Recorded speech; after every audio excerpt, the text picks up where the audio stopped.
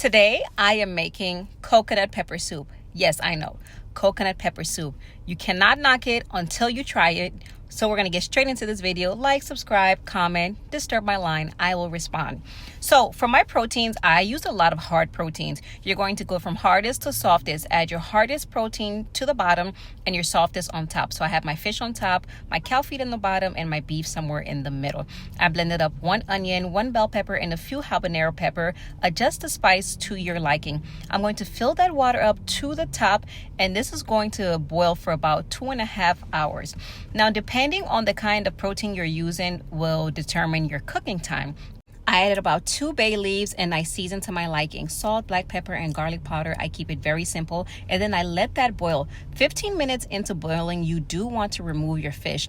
If you continue to let your fish boil, you do risk it getting a little mushy and just overcooking your fish. It only takes a few minutes. Once that's done, you take that out. Because this is going to boil for a long time, I'm going to get started and get ready on my coconut. To be very honest with y'all, if you can just buy the coconut water, you're going to make life so much easier. I mean, I struggled to get this coconut to open. I broke my bowl. It was like a disaster. I finally got it open, and then I had to go through the method of peeling the coconut.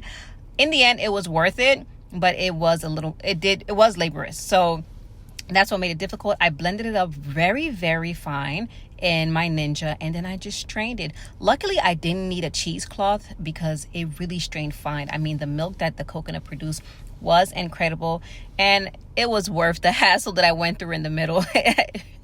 So now we're at the midpoint of the cooking. This is now about 1.5 hours, and my proteins were still very, very tough. I don't know if you can see, my cow foot was very tough. The oxtail that I used was still tough. And then I started working on my fufu. If you would like the full recipe on how to make fresh frozen cassava fufu, please leave a comment and I can walk you through the steps on how to make that. This is what my family prefers. We do not like boxed fufu.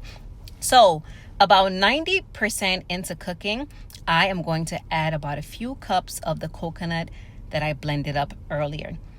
I mean, this was incredible. The scent that the coconut, everything was just incredible. I don't know how to describe it.